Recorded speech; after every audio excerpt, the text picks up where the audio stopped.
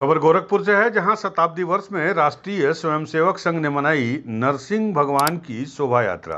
आपको बता दें, 1925 से शुरू हुई भगवान नरसिंह की शोभा यात्रा शताब्दी वर्ष के रूप में 2025 के राष्ट्रीय स्वयंसेवक संघ ने उत्तर प्रदेश के मुख्यमंत्री योगी आदित्यनाथ के नेतृत्व में बड़े भव्यता के साथ निकाली है। भगवान नरसिंह की शोभा यात्रा गोरखपुर की सड़कों पर दिखाई दी। गोरखपुर में घंटाघर से होली के दिन पिछले 1925 से लगातार निकल रही नरसिंह भगवान की शोभा यात्रा इस साल और भव्य और दिव्य रूप में मनाई गई है, क्योंकि 100 साल पूरे होने पर राष्ट्रीय स्वयंसेवक संघ का ये शताब्दी वर्ष के रूप में मनाया गया। इसमें इस बार की शोभा यात्रा होली और उत्साह के उमंग से भरी रही। होली के मंच पर पहली बार 30 फीट का भगवा बांसुरी की धुन पर बजाते हुए लहराया गया। इसके बाद मुख्यमंत्री योगी आदित्यनाथ और राष्ट्रीय स्वयंसेवक संघ के गोरखपुर के प्रांत प्रचारक भगवान नरसिंह की आरती उतारे और फिर फूलों की होली भी शुरू हो गई।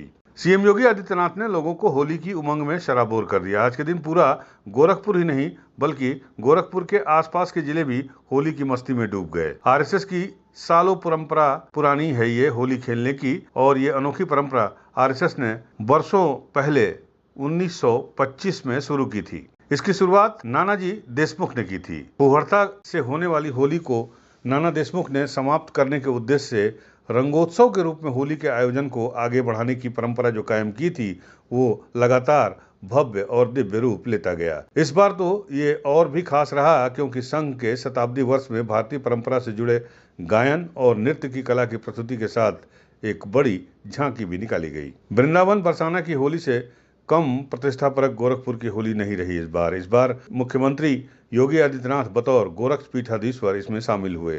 होली की शुरुआत गोरखनाथ मंदिर परिसर में परंपरागत विधि विधान पूर्वक होलिका दहन करके किया जाता है। भस्म का तिलक लगाकर गोरक्षपीठाधीश्वर पावन सनातन परंपरा को अपने माथे पर लगाकर इस परंपरा में एक विशेष संदेश देने का भी काम करते हैं।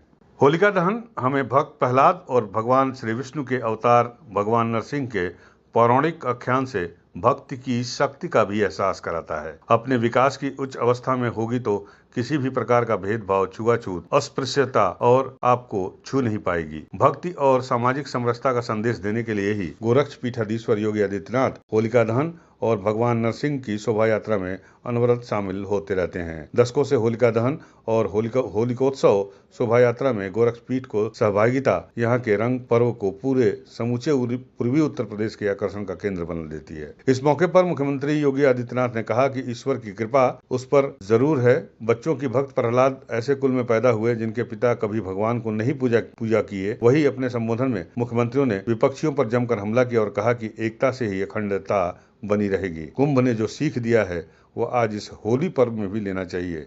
और इसके साथ ही मुख्यमंत्री योगी आदित्यनाथ ने देश प्रदेश के लोगों को होली की शुभकामनाएं भी दी। यानी भारत में जन्म लेना दुर्लभ है और उसमें भी मनुष्य के रूप में जन्म लेना और मनुष्य के रूप में भी सनातनी दुर्लभ है।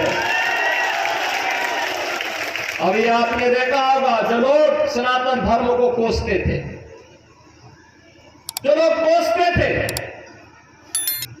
उन्होंने सनातन धर्म की भी और भारत की सामर्थ्य भी प्रयागराज महाकुंभ के माध्यम श्री विष्णु ने अपना तीसरा अवतार नरसिंह के रूप में इस धराधाम पर दे करके सनातन धर्म की विजय पताका को आगे बढ़ाने का काम किया था। लेकिन हमारे सामने भक्त प्रहलाद। यूपी न्यूज़ 9 के लिए गोरखपुर से धनेश कुमार की रिपोर्ट।